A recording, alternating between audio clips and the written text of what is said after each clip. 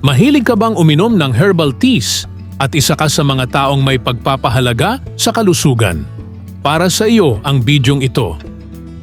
Marami sa mga natural na herbal teas ay totoong mabisa, ligtas at subok na, basta tama at naaayon sa pangangailangan ng ating katawan. May mga herbal tea na iniinom lang dahil uso, pero meron ding ginagamit na ng matagal na panahon, hindi dahil trending, kundi dahil may napapansin talagang epekto sa katawan. Sa video na ito, hindi lang tayo maglilista. Hihimayin natin kung saan sila ginagamit, paano sila gumagana, at ano ang hindi kadalasang napapansin tungkol sa bawat isa. Pero kung hindi ka pa nakapag-subscribe, ay mag-subscribe ka na, mag-like, comment, at i-click ang notification bell para laging updated ka.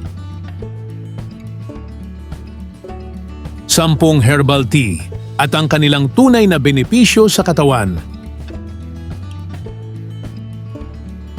Una sa ating listahan ang lagundi. Sa Pilipinas, kilala ang lagundi bilang pang-ubo. Pero ang hindi alam ng marami, may compounds ito na tumutulong mag-relax ng airways o daanan ng hangin kapag tayo ay humihinga. Ang lagundi o Vitex negundo ay isang halamang gamot na ginagamit para sa ubo at hirap sa paghinga at kinikilala pa ng Department of Health bilang epektibong suporta sa respiratory health. Hindi nito basta pinipigilan ang ubo, tinutulungan nitong lumuwag ang daanan ng hangin at pinabawasan ang pamamaga sa baga, kaya mas maayos ang paghinga. May kakayahan din itong tumulong sa paglabas ng plema, na madalas dahilan ng tuloy-tuloy na irritation. Hindi instant ang epekto nito, pero sa tuloy-tuloy na paggamit, mas nagiging stable ang kondisyon ng baga at nababawasan ang paulit-ulit na pag-ubo. Dahil dito, mas bagay ito sa mga persistent na ubo kaysa sa biglaang sintomas. Sa kabuuan, ang lagundi ay hindi lang pampakalma ng ubo, ito ay tumutulong ayusin ang mismong kondisyon ng respiratory system.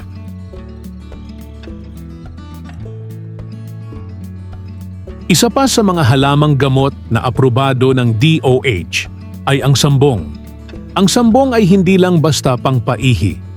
May kakayahan itong tulungan ang katawan na maglabas ng excess fluids nang hindi gaanong naaapektuhan ang electrolyte balance. Dahil dito, nagiging kapaki-pakinabang ito sa mga taong may tendency sa fluid retention o sa mga kondisyon kung saan kailangang suportahan ang normal na pag-function ng kidneys. May taglay itong mga compounds tulad ng flavonoids at essential oils na may diuretic at anti-inflammatory effects.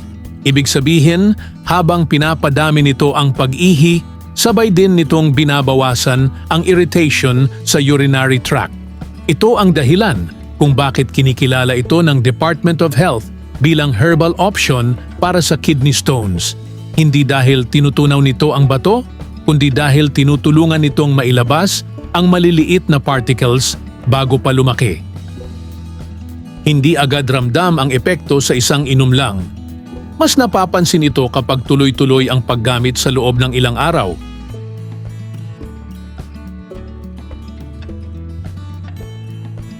Sumunod ang luya.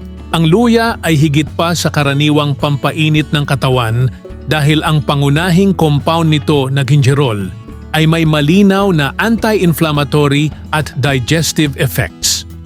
Sa loob ng tiyan, tinutulungan nitong pabilisin ang paggalaw ng pagkain, kaya nababawasan ang kabag at pakiramdam ng bigat matapos kumain. May epekto rin ito sa nervous system na may kinalaman sa nausea, kaya ginagamit ito para sa mga nahihilo o nagsusuka, kabilang na sa biyahe o pregnancy-related nausea sa tamang gabay. Hindi ito agad parang gamot na biglang tatama, pero kapansin-pansin ang ginhawa kapag regular na iniinom, lalo na sa digestion at mild inflammation. May kakayahan din itong suportahan ang immune response dahil sa natural antioxidants nito. Sa kabuuan, ang luya ay hindi lang pangsipon. Isa itong halamang may direktang epekto sa tiyan, pamamaga, at pangkalahatang balanse ng katawan.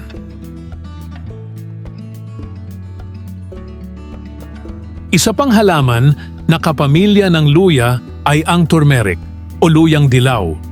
Ang luyang dilaw ay kilala sa malalim na kulay nito, pero ang tunay na halaga nito ay nasa compound na curcumin na may malakas na anti-inflammatory at antioxidant properties.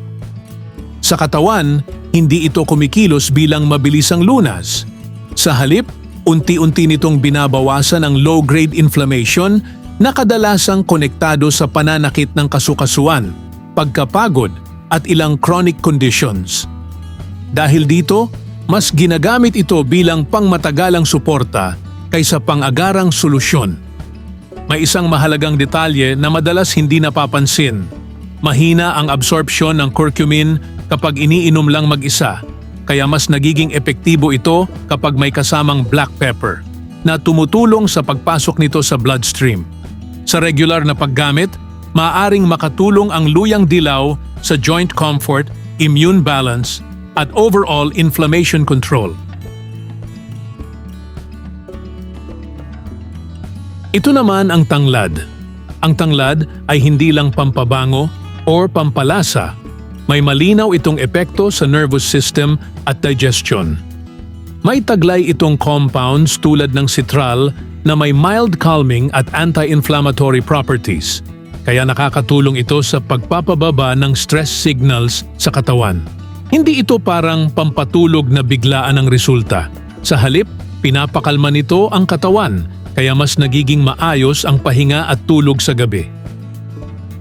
Sa digestive side, tumutulong din ang tanglad sa pag-relax ng tiyan at bituka, kaya nababawasan ang kabag at discomfort pagkatapos kumain. May mga pag-aaral ding tumitingin sa potensyal nito sa blood pressure regulation dahil sa epekto nito sa circulation. Ang tanglad ay isang banayad pero multifunctional na herbal tea, hindi agresibo ang epekto, pero may tuloy-tuloy na benepisyo sa relaxation, digestion at overall body balance.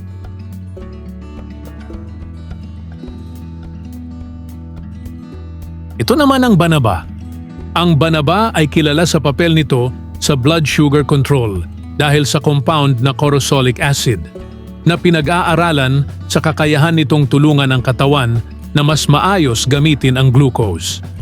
Sa madaling salita, hindi lang nito pinapababa ang blood sugar. Tinutulungan din nitong maging mas efficient ang cells sa pagkuha ng asukal mula sa dugo. Dahil dito, ginagamit ito bilang suporta sa mga may mataas na blood sugar. Pero hindi ito kapalit ng gamot. Hindi agad ramdam ang epekto nito sa isang inom. Mas nakikita ang benepisyo sa tuloy-tuloy na paggamit kasabay ng tamang diet. May mga pag-aaral din na tumitingin sa epekto nito sa timbang at metabolism dahil konektado ito sa glucose regulation. Ang banaba ay isang herbal tea na mas nakatuon sa long-term metabolic support kaysa sa agarang epekto nito. Sumunod ang peppermint. Ang peppermint ay isa sa mga herbal tea na may pinakadirektang epekto sa digestion dahil sa menthol, ang pangunahing compound nito na kumikilos sa smooth muscles ng bituka.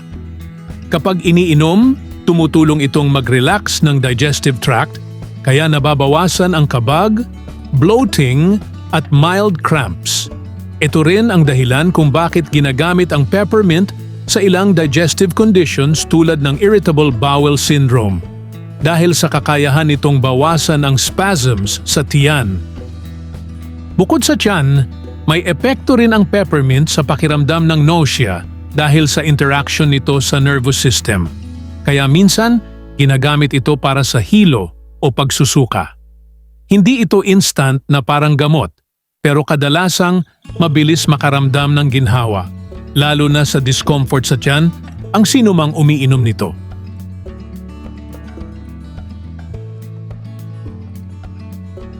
Sunod ang chamomile. Ang chamomile ay kilala bilang pampatulog, pero ang mas mahalagang epekto nito ay nasa pagpapakalma ng nervous system. May taglay itong compound na apigenin na kumakapit sa receptors sa utak na may kinalaman sa relaxation. Kaya dahan-dahang bumababa ang alertness at stress levels ng katawan. Hindi ito tulad ng sleeping pills na biglang nagpapaantok. Sa halip, pinapakalma nito ang katawan para mas natural kang makatulog. Bukod sa epekto nito sa isip, may banayad din itong anti-inflammatory at soothing effect sa digestive system, kaya minsan ginagamit para sa mild stomach discomfort. Mas nararamdaman ang benepisyo nito kapag iniinom bilang bahagi ng routine, lalo na sa gabi, dahil tumutulong itong i-condition ang katawan para sa pahinga. Sa kabuuan, ang chamomile ay hindi simpleng pampatulog. Isa itong herbal tea na sumusuporta sa mas maayos na pahinga sa pamamagitan ng natural na pagpapakalma ng katawan at isip. Ito naman ang green tea. Ang green tea ay kilala sa mataas nitong antioxidant content, lalo na ang catechins tulad ng EGCG o epigallocatechin gallate na tumutulong sa pagprotekta ng cells laban sa damage. May epekto rin ito sa metabolism dahil nakakatulong ito sa fat oxidation, kaya madalas itong iniinom bilang suporta sa weight management. Bukod dito, may banayad itong caffeine na nagbibigay ng alertness na hindi kasing lakas ng kape. Isang mahalagang detalye, sensitibo ang compounds nito sa init, kaya mas mainam itong ibabad sa hindi kumukulong tubig para hindi masira ang active components. Hindi instant ang epekto nito, pero sa regular na pag-inom, may ambag ito sa heart health at overall body balance. Panghuling halaman natin ay ang malunggay. Ang malunggay ay isa sa pinaka-nutritious na halamang ginagamit bilang herbal tea dahil sa mataas nitong content ng vitamins at minerals tulad ng vitamin A, C, calcium, and iron. Bukod sa nutrients, may compounds din ito na may antioxidant at anti-inflammatory properties, kaya nakakatulong sa pangkalahatang kalusugan ng katawan. Hindi ito instant na lunas para sa isang partikular na sintomas, pero sa tuloy-tuloy na paggamit, tumutulong itong suportahan ang immune system, mapanatili ang lakas, at bawasan ang oxidative stress. Isang natatanging aspeto ng malunggay ay ang versatility nito. Pwedeng gamitin sa ubo, anemia, o kahit pangkalahatang sustenance dahil sa nutrient density. Mas epektibo ito kapag sariwa at inihahanda bilang tsaa dahil mas madaling maabsorb ng katawan ang mga nutrisyon sa liquid form. Ang malunggay tea ay hindi simpleng pampalakas. Ito ay holistic support na tumutulong sa kalusugan sa maraming aspeto, lalo na sa long-term wellness.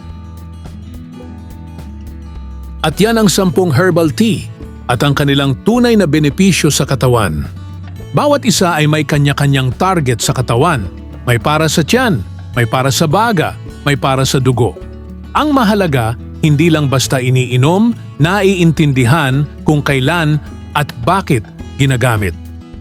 Mahalagang paalala, ang mga herbal na ito ay para sa suporta lamang at hindi kapalit ng gamot. Mahalaga ang tamang paghahanda at paggamit.